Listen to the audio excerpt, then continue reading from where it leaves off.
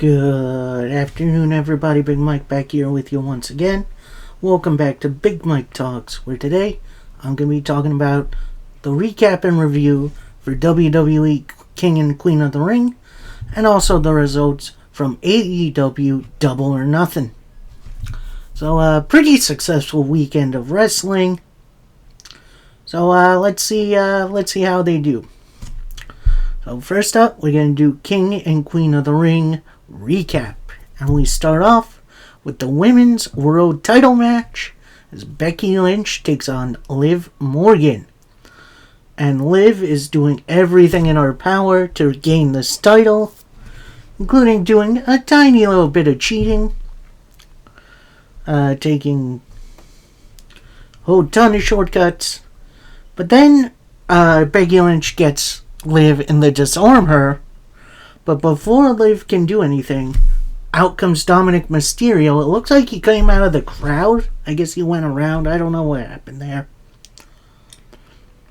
Becky Lynch looking right at him. Liv hitting a code breaker, which that was awesome. Then Dom slid the steel chair between them. Distracts the ref. Liv Morgan with a big old DDT right to the chair, hitting the Oblivion for the victory. So your winner and new World Women's Champion, Liv Morgan. Now, does this mean that Rhea Ripley is on the mend and she's on her way back? I don't know.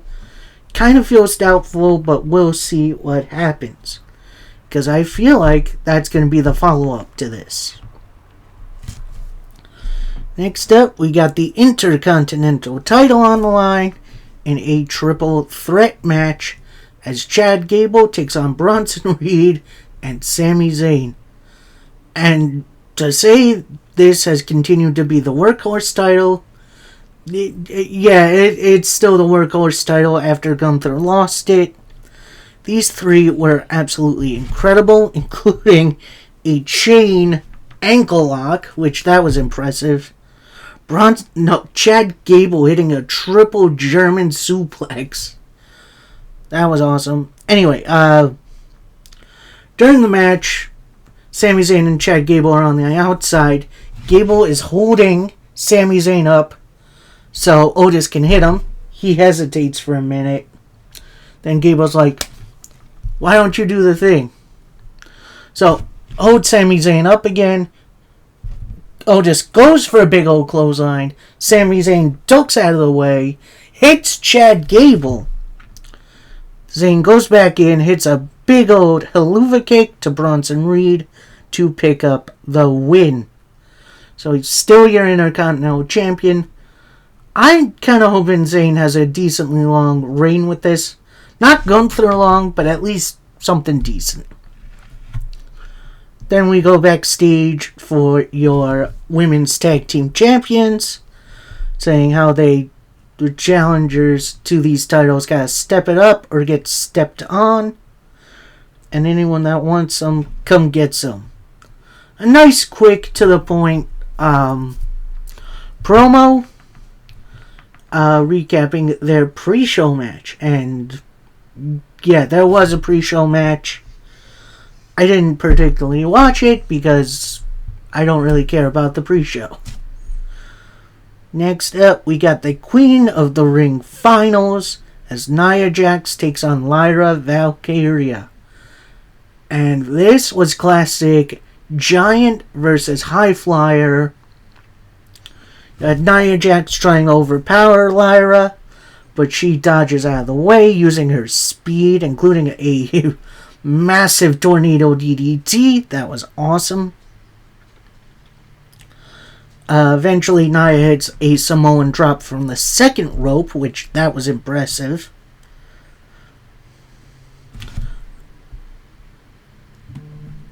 And then at one point, you have Lyra hanging on to the side of the ring. Not the side of the ring, but the bottom two ring ropes. Nia with an annihilator straight down. Looked like Yokozuna's bonsai drop to pick up the win and become Queen of the Ring. So, I'm pretty happy with about that. Lyra had a great showing. I had a feeling this was going to be the Nia Jax show, and I'm glad I was right. Post-match, you have Triple H. He's coming down the ring. He has the Queen's crown, and then crowns Nia Jax. We then get an in-ring Nia Jax interview, which I've been loving these. So, Nia pretty much says, you all don't like me right now because I'm queen. I'm happy for me, but I'm going to continue your unhappiness by becoming world champion at SummerSlam. So that's another piece I forgot to mention. The Thursday before this show, Triple H announced the winners of King and Queen of the Ring will be getting title opportunities at SummerSlam. Thank God, some stakes. Anyway, so we see Becky Lynch backstage. She's arguing with Dom. Dom walks off right into the interviewer, where Becky pretty much says, look, I don't know what happened out there. I don't know what's going on with those two and Rhea. But what I do know is that I have my rematch clause, and on Raw, I'm getting my title back. Spoiler alert, no she does not. Thanks to Dominic again. So, yeah, this is a very interesting story they're taking their time with. We'll see what happens when Rhea comes back to the ring. Speaking of coming back to the ring, we now have the King of the Ring finals as Gunther takes on the Viper, Randy Orton. And I'm going to say this, Randy's selling has gotten a lot better. You see him throughout the match, holding his back after big power slams, holding his knee after big attacks by Gunther. Hell, even after RKOs, he's holding himself. Not really getting to the cover right away, which equals a kick out.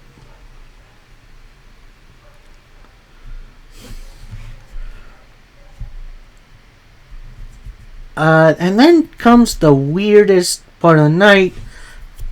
Gunther has Randy Orton in the Boston Crab. Randy Orton gets out of it. Randy with the RKO. That only gets a 2 count. Gunther with a quick crucifix pin to pick up the win. Now, here's what's interesting about that. Because you can clearly see Randy Orton's shoulder off the mat. So, what does that mean? I'm not 100% sure. Maybe we'll get another match out of it. We'll see. Also, I don't know if that was like a big mistake or if that was part of it to protect Randy. I don't know. I guess we'll see. We then go right to another in-ring interview. And you have Triple H giving the crown to Gunther. However, Gunther never puts the crown on his head, which is very interesting. So basically, in this interview, Gunther starts out with talking down to the crowd, pretty much saying, what I deserve is none of your business. My win was made better by beating Randy Orton. The Predator tonight became the Prey. And at SummerSlam, I'm going to become World Heavyweight Champion. Ooh, that's going to be fun. Now, is he going to be facing Priest? Will we finally see him versus Cody one-on-one? I'm not sure. I'm excited to find out. We then go backstage with Triple H with some breaking news as it's announced Drew McIntyre is 100% clear to compete, and he will be getting his title match against Damian Priest at Clash in the Castle. Oh, that is going to be a fun one. Can't wait to see that. Anyway, next up we got the WWE Championship matchup, our main event, as it's Cody Rhodes taking on Logan Paul. Now, before the match starts, we had Ibrahim Al Hassan, I hope I'm pronouncing that right, who is a local comic that works in the Kingdom of Saudi Arabia, and he did the ring announcing, which he did a really good job.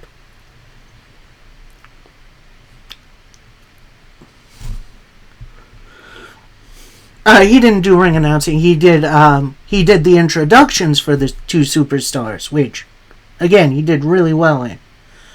And speaking of doing really well in, this match was a hoot. Like, I'm not the most advocate for Mr. Paul Heyman, Logan Paul, but this match, I think, really put him less in the celebrity wing. He's a wrestler now, without a doubt. Like, he brought it to Cody Rhodes in this one.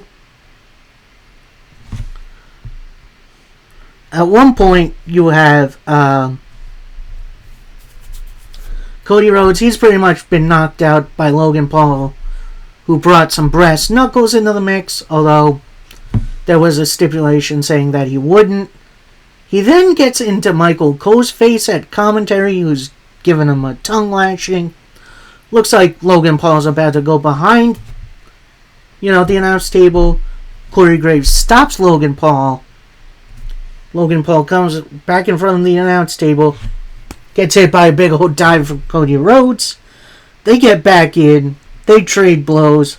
Cody with a vertebraker, which, man, I thought that was a bad move. What the heck are you doing, WWE? Logan Paul blocked a Crossroads attempt.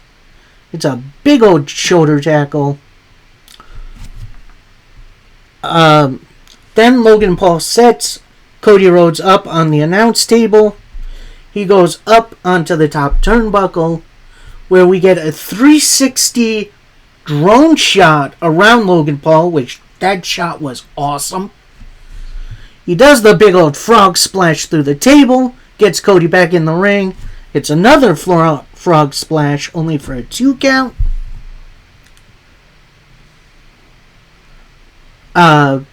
Logan Paul hits a big splash on the ref. Cody with another vertebraker. But before he can get the pin, he checks on the referee. Logan Paul with a low blow. Logan Paul then puts on the brass knuckles. Then Ibrahim, I hope I'm saying that right, comes out, stops Logan Paul, takes the knucks off Logan Paul's fist. Logan Paul goes for a KO punch. That pretty much gets caught by Cody Rhodes. 3 Crossroads in a row. And your winner, still WWE Champion, the American Nightmare, Cody Rhodes. This was a really entertaining wrestling show. I loved pretty much every second of it, except for one. That right there at the end with the comic from Saudi Arabia, that's what they do at house shows. Like non-televised events just for us fans. They don't do that for big pay-per-views. Sorry, premium live events. Like WWE, let's think of a better finish than this. Like, I get it. It's the hometown pop. You don't really need it for some comic. Anyway, that's just me. Overall, great wrestling show. Had a really entertaining time. We now move on to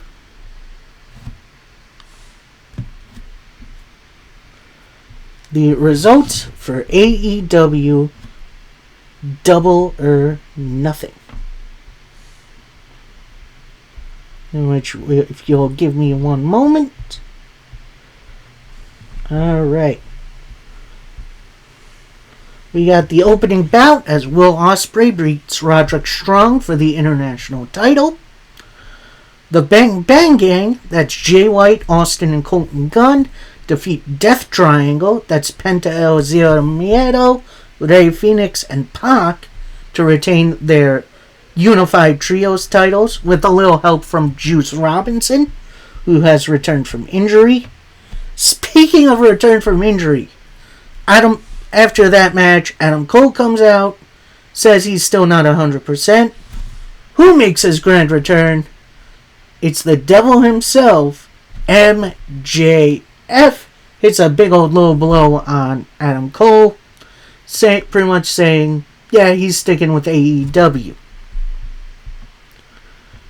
Next up, we got Timeless Toni Storm beating Serena Deeb for the AEW Women's title. Orange Cassidy beat Trent Beretta in a singles match. Chris Jericho beats Hook and Katsuyori Shibata for the FTW title, with a little help from Bounty Hunter Brian Keith. Jon Moxley beating Konosuke Takeshita in an IWGP World Heavyweight Championship Eliminator match, aka number 1 contenders match. Adam Copeland defeats Malachi Black for the AEW TNT title in a barbed wire cage match. And while Malachi Black did have the House of Black with him, Adam Copeland brought Gangrel with him, which, that's great to see. Mercedes Moné defeats Willow Nightingale for the TBS title. Post-match, she gets betrayed by Statlander and Stokely Hathaway. Swerve Strickland retains his AEW World title against Christian Cage. And then we got our main event as the Elite beat Team AEW. The Elite, that's Matthew and Nicholas Jackson, the Young Bucks, Kazuchika Okada, and the Scapegoat Jack Perry, defeating Team AEW, which is Bryan Danielson, Darby Allin, and FTR. That's Dax Harwood and Cash Wheeler, in Anarchy in the Arena, aka a street fight, aka a no DQ match. Although this no DQ match featured a flamethrower. Like, what? So, anyway, like I said at the beginning, really successful couple of nights in pro wrestling. I hope you guys all enjoyed. We got regularly scheduled content coming on Friday. And then I believe on Saturday is MLW's Battle Riot. Is essentially their Royal Rumble. I can't wait to see who else is coming in, because there's been some pretty big announcements so far for this. So hopefully y'all tune in for that. Till next time, happy wrestling everybody. Peace. Whoop.